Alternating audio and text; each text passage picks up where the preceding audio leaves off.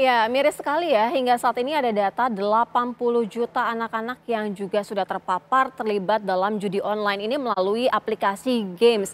Lalu bagaimana dengan pemerintah saat ini? Bagaimana caranya membumi hanguskan judi online ini di Indonesia? Kami ajak Anda untuk berdialog dalam program Apa Kabar Indonesia Malam dengan sejumlah narasumber kami. Sudah hadir di studio pakar telematika Dr. Pratama Persada. Selamat malam, Selamat Mas malam, Pratama. Sehat? Alhamdulillah. Alhamdulillah. Kemudian sudah bergabung bersama kami melalui Zoom.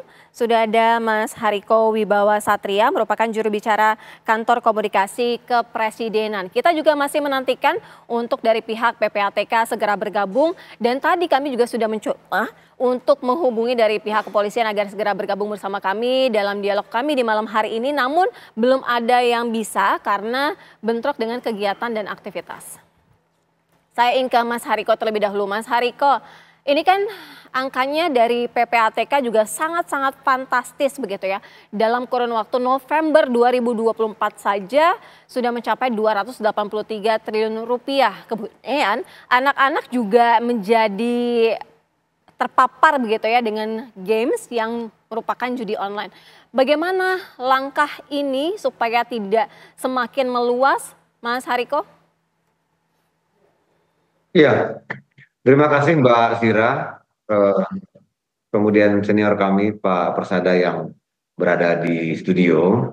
Yang pertama kami mengucapkan terima kasih yang sebesar-besarnya kepada Kemenko Polhukam, kepada kepolisian, kepada kejaksaan, kehakiman, kemudian Kemkomdiji, Badan Intelijen Negara, PPATK, kemudian juga Kementerian Pendidikan, Kementerian Agama, dan berbagai kementerian dan lembaga yang telah menjalankan arahan dari Presiden kita, Bapak Prabowo Subianto, untuk mencegah dan memberantas judi online, korupsi, narkoba, dan penyelundupan.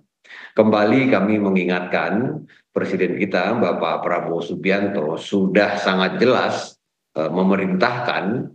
Jadi Presiden kita Bapak Prabowo Subianto mengatakan, saya minta kepada Jaksa Agung, Kapolri, BPKP, Badan Intelijen Negara, dan berbagai kementerian serta lembaga agar fokus karena ancaman yang berat bagi kita adalah judi online, narkoba, penyelundupan, penyelewengan, korupsi, dan kebocoran.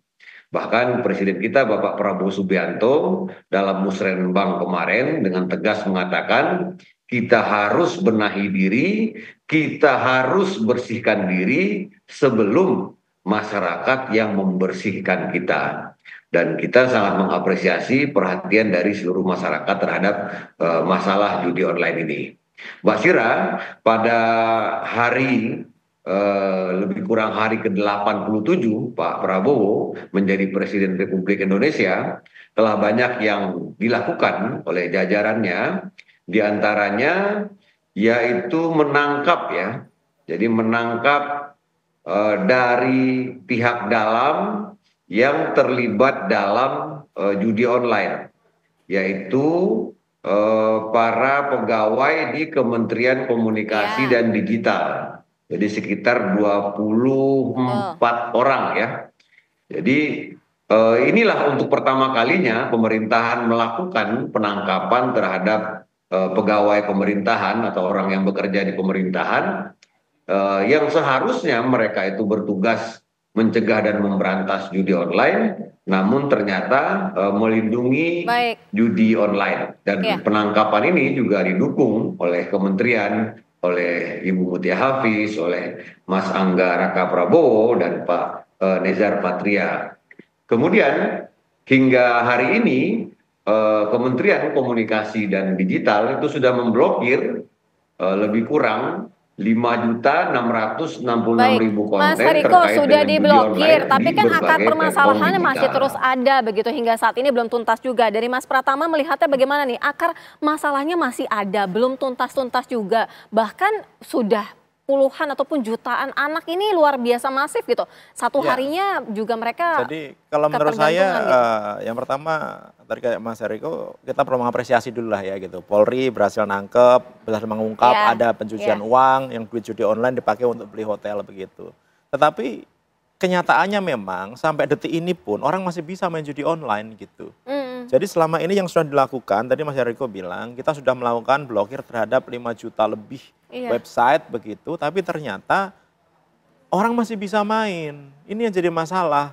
Berarti kan ada yang salah di sini. Kok bisa? Iya. Sudah diblokir, kemudian sudah disita orangnya, apa namanya uangnya, kemudian sudah dianalisis duitnya kemana, kok masih bisa main? Ini kan berarti kan ada problem nih, ya kan? Akarnya belum Nah, tuntas ini ya, kan belum berarti kan dicabut masih tuntas ya. ada problem yang harus kita selesaikan. Yaitu tadi Mbak Sira benar, akarnya ini begitu. Nah, oleh karena itu kenapa saya selalu bilang, sebenarnya ada 3 hal yang bisa kita lakukan kalau mau memberantas ini sampai ke akar-akarnya.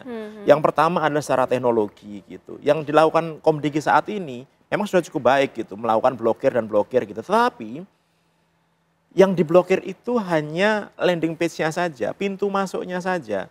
Server permainannya itu belum terblokir begitu. Padahal sebenarnya lebih gampang memblokir servernya dibandingkan memblokir apa landing page-nya. Kan banyak ini landing page-nya kan. Dari jutaan yang diblokir itu sebenarnya hanya masuk ke dalam 5 server permainan aja yang berbeda gitu. Nah, yang dimonitor 5 server ini aja yang matikan. Artinya sebenarnya bisa dong server itu dimatikan? Bisa dong, nggak perlu harus ke Kamboja, nggak perlu harus ke Vietnam, nggak perlu harus ke Filipina begitu.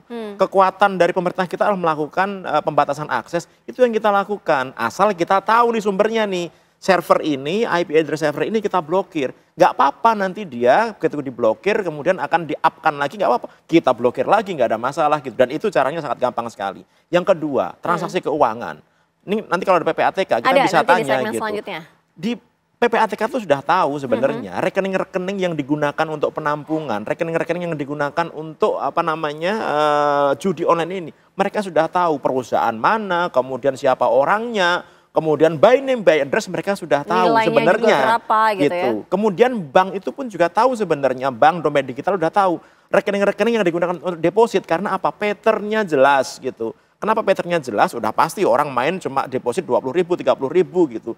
Tapi berlangsung selama 24 jam Mas gitu Pratama, kan. itu nanti kita dalami itu ya. yang kedua gitu. Yang ketiga adalah nanti masalah orang-orangnya. Kita sudah tahu nih orang-orangnya ini bagaimana berani nggak nangkepin kita gitu. simpan dulu ya, kita simpan dulu, nanti kita lanjutkan di segmen selanjutnya. Kita juga sudah bergabung bersama kami, ada juru bicara PPATK yang akan segera bergabung bersama kami, Mas Nasir Konga sudah bergabung bersama kami. Nanti kita dalami ya Pak, usai jeda kami segera kembali.